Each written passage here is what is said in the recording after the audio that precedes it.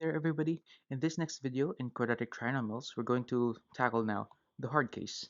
So remember, in the last video about quadratic trinomials, we have only tackled about the simple case, wherein the a, the leading coefficient is 1. But now we're going to have it now, this time in this video, the hard case wherein the leading coefficient is not going to be 1. So for instance, we're going to show you how to solve this number 15 over here. Okay, or number 5 rather, with a leading coefficient of 15 other than 5, which is in the simple case. Now we have this kind of formula here that we need to follow, but there's an even simpler way to do this. Okay, this one is called a hard case because obviously it's hard because it's kind of complicated and complex, you know. So let's try to have it in this way.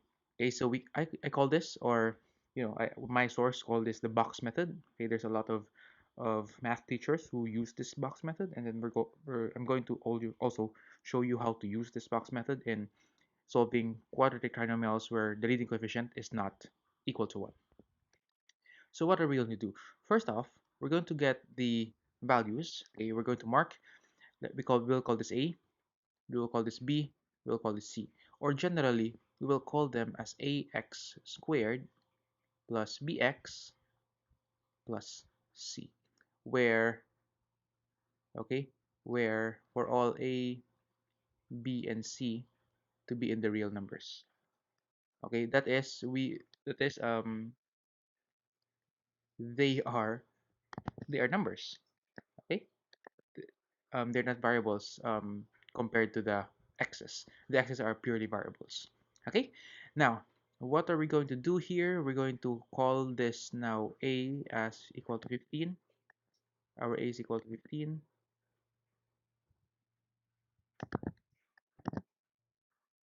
Our b is equal to minus 14. And our c is equal to minus 8. Okay, now what are we going to do is to multiply a and c. So when we do that, ac is equal to 15 times 8, which is kind of big number. So 15 times 8 or minus 8 is what? 8, and we have 40. That's going to give us 120. So meaning the answer here is negative 120 since 8 is negative. So we have negative 120.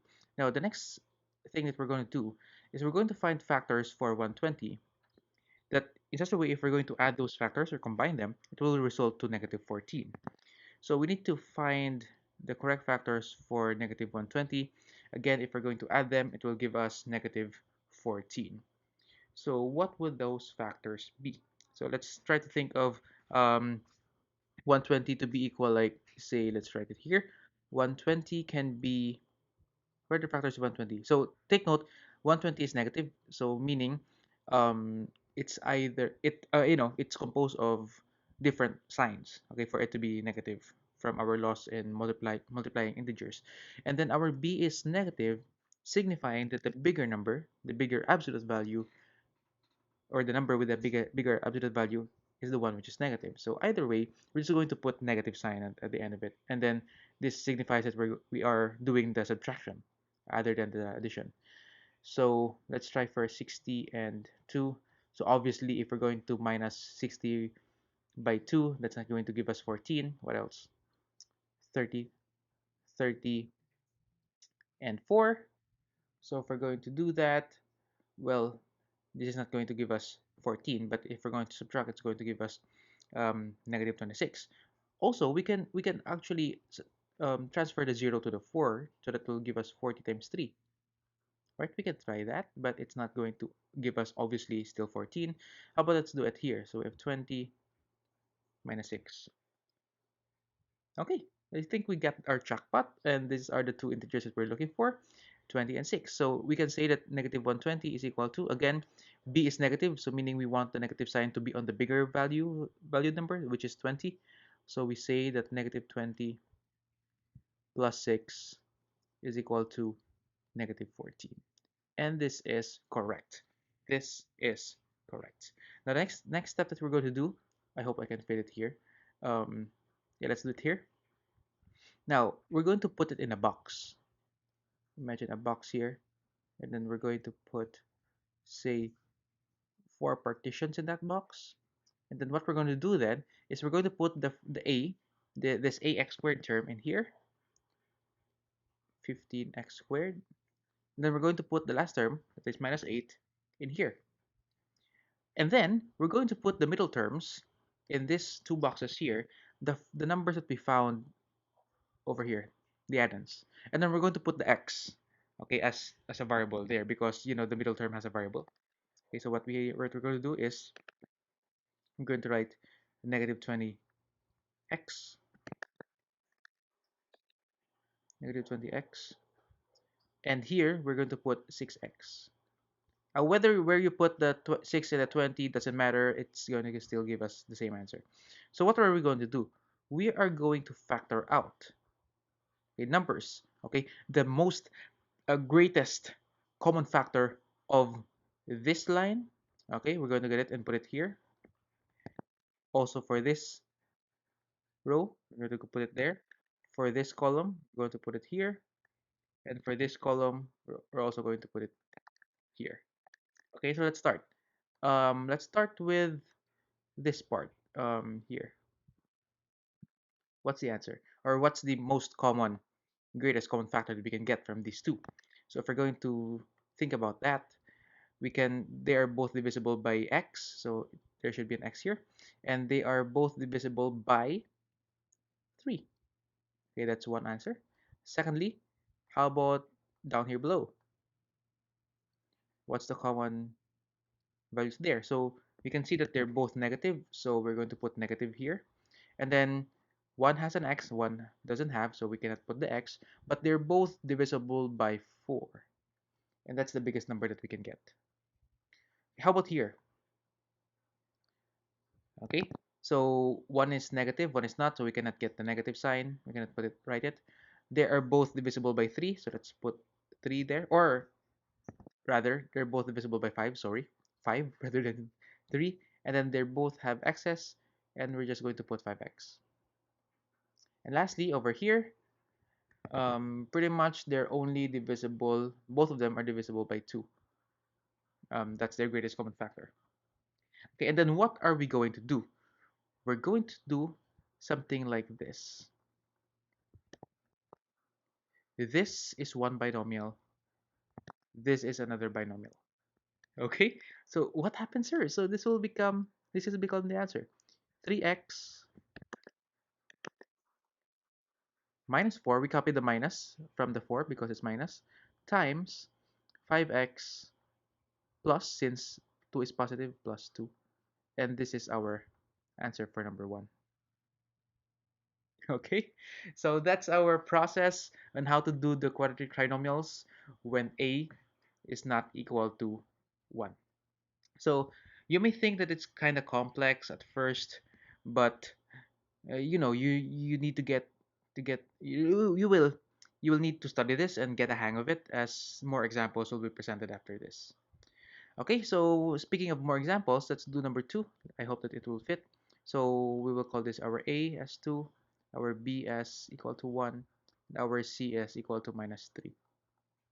So as the same thing that we did above, ac is equal to this one is kind of easy. 2 times minus 3. Okay, this will give us minus 6. And what are the factors of minus 6? That will lead us to positive 1. So I think the answers are right in front of us. So it's going to be 3, since 1 is positive and then 6 is negative, meaning um, they should be in different signs. So 1 should be negative here, and since the middle term, is positive, meaning the one with the bigger value, bigger absolute value, will be positive, and then plus negative 2. And this will give us 1. And then I think we got the pairs already. So we have um, 3 and minus 2. So maybe we can enclose it in a green pen, and then we'll also enclose it here that for the viewers to see. And then we're going to do the same box thing that we made here. I hope it fits. So we're going to put the first term 2x squared. And then the last term is minus 3. But what we're going to do is we're going to write a box.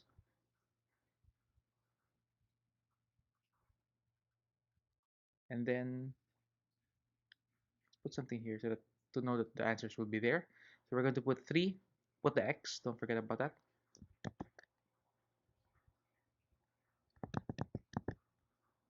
And then we're going to put minus 2x here. Okay, so let's do the maths, shall we? We're going to do this first. What is the greatest common factor here? So both of them are 2, so let's get 2 and then x. Uh, okay, 2x. Then how about here? Both of them are divisible by 3, so let's put 3 there. Okay, and then how about here? They don't have any common in the coefficients, common multiple, so let's just put x there. And then how about here? Likewise, they don't have any common in the coefficients and also in the variable, so that will be minus 1. They're only common in the signs, as you can see. Now I think I cannot fit the answer over here, but let's try to put it down here. Shall we have um yeah, over here, I think.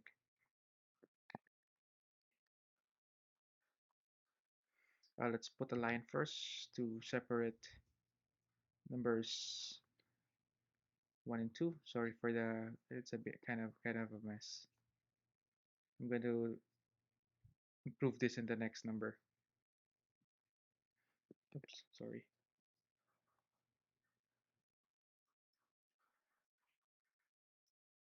Yeah, let's try to fit it here. Okay, for our number 2.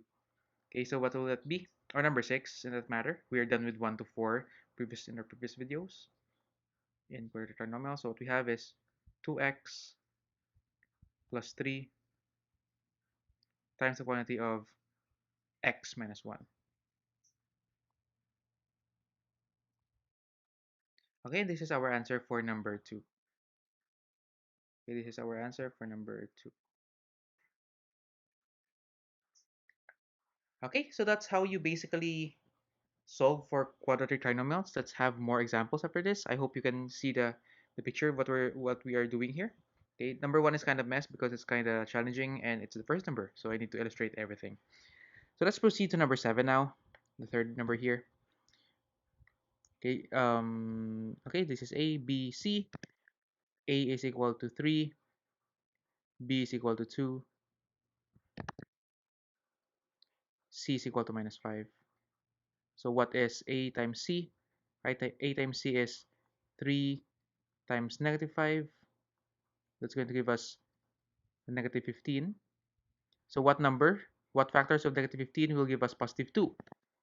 Okay, what factors of negative 15 will give us positive 2? So remember, 15 is or can be written as 5 times 3. So let's follow that. Negative 15. And since it's negative, both they don't have the same signs. They have different signs. And since 2 is the positive one, meaning the one with the bigger value is the one's positive. So since we are looking for 5 times 3, so it's going to become 5 plus negative 3. Thus, what we have is positive 2, which checks our middle term over here. Okay, so if that's the case, let's encircle or box this two factors that we will need in the box. Okay, so let's write it. First term, 3x squared. Last term, constant term, minus 5. Write the box.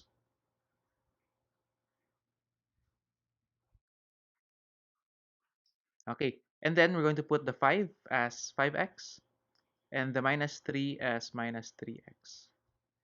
And then let the boxing begin. Unboxing begin. Okay, so what's the greatest common factor here? That's 3x. What's the greatest common factor here? That's 5. Okay, what's the greatest common factor here? Okay, they are not multiples. They're not common multiples in the coefficient. So I'll just take the x here. And how about here? They don't have also any common multiples. Likewise, they don't have any common variables. So it's only the minus side, which is minus 1. So what is the answer here? The answer for this number 7 is going to be, this is one binomial, this is another binomial. So what we have is 3x plus 5 times x minus 1.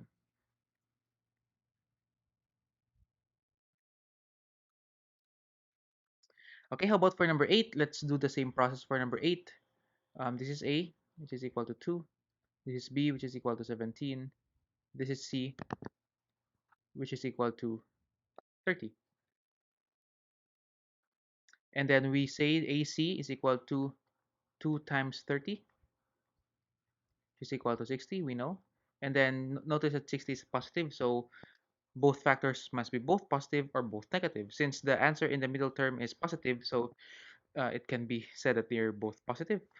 So what are the factors of 60 that if we're going to add them, it will become 17. Okay, so let's try for a bit. So 60. It can be written as, mm, say, 30 times 2. But obviously, 30 plus 2 is 32. If we're going to do the reverse, 3 times 20, okay? So 20 plus 3 is 23. We're not subtracting, by the way, so we're only adding, so this cannot be. What else? Um, Obviously, 60 times 1 cannot be. We don't want to put that here anymore. 10 times 6, 10 plus 6 is, yeah, it's near 17. That's 16, but it's never 17, so we're not going to use that also. Like, you can imagine 10 times 6 is 16. Okay, what else can we think of? Remember that 60 is divisible by 5. So it's divisible by 5. So what is the other factor of 5? In such a way, if we're going to multiply it with 5, it will give us 60. What's the answer? Yeah, that's 12. So meaning 12 plus 5 is indeed 17. So these are the numbers we're looking for. So we say that 12 plus 5 is equal to 17. Okay, so let's put an arrow here. Sorry. Maybe I should put that in the ones before because it's not an equal sign. It should be a pointing arrow. Sorry about that. Okay, so these are the numbers we're looking for, and then we do the box thing, the thingy that we're looking. So we have 2x squared, and then over here we have the 30. Put it in a box.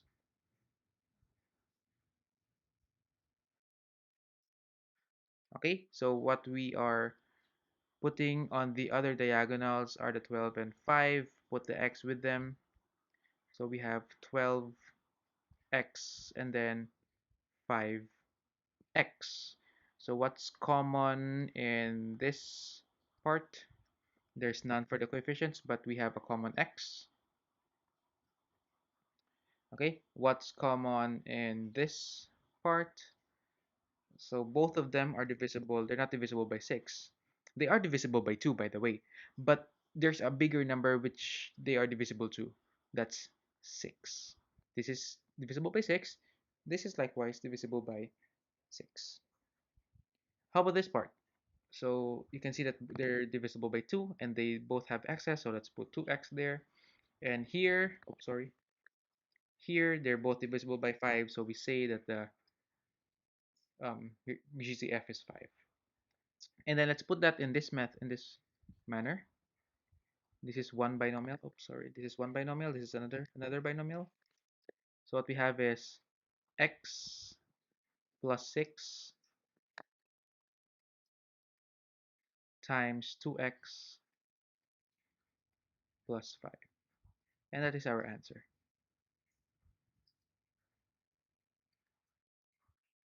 Okay, so that's 7 and 8. Let's move on to our last slide in this video in quadratic trinomials. Let's have number 9 and number 10. Now, this is a special case for number 9, since you can see that this is not in the form of ax squared plus bx plus c. Instead, it's quite the opposite. This is c plus, in the form of c plus bx plus ax. So just by commutativity, we can just rearrange them. So this will give us minus 2x squared plus 7x plus 15. And then what we want to do is to get rid of the minus sign in the leading coefficient because that's not proper to do. So we're going to put the minus 1 outside the parentheses and all the signs inside will be reversed, just for the sake that the middle term is not negative. Okay? Okay, there you go. And then from here, you can see that this is now in the form of ax squared plus bx plus c. So therefore, in this line, we have an a, that is 2. We have a b, that is negative 7. We have a c, which is negative 15. Okay, and then our usual task to do is AC, that we're going to multiply that 2 times minus 15. It's going to give us minus 30. Okay, so since our answer is negative 30, okay, so for negative 30, we're going to find the factors of negative 30 in such a way that it will sum up. When combined, it will give us negative 7. Okay, notice we will not take it from here because we have changed it so that it will become something like this. In this form rather, something in this form. So we're going to take it from here. So negative 7. So meaning, since minus 30 is a negative product, so the factors, one should be positive, one should be negative. And since the middle term is negative, we're going to follow or put the one with a bigger absolute value as the one which is negative. So what are the factors of 30 that can give us negative 7? That is by subtracting. Okay, so one may think of 10 and 3. Okay, 10 and 3. So let's put a negative sign here at 10. So negative 10 plus 3 is going to give us negative 7. And yeah, that's what we are looking for. Negative 10 plus 3 is negative 7. Okay, negative 7. So let's box that. Okay, so afterwards, after this, we're going to use now our box method. So first terms, we have 2x squared over here. Last term, which is negative 15 over here. Let's put them in a box.